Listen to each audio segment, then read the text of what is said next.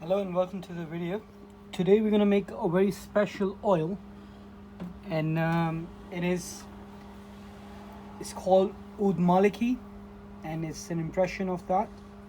Well, oud is most of people they know that it's a woody oil, and it's very pungent, very strong. So no, we're not gonna have a lecture on oud today. So we're gonna make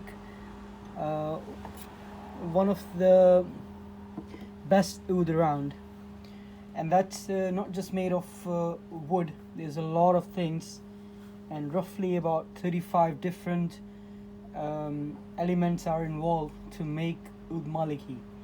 Surely it's very expensive, and I tried to do a demo of that today. And the first thing first, we're going to start with the high volume items. So the first one I'm going to do is two things. First, it's our ISO Super, and that's 120 milliliter.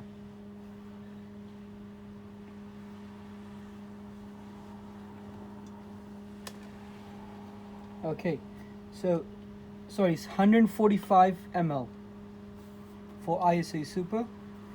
The second one we need, it's 80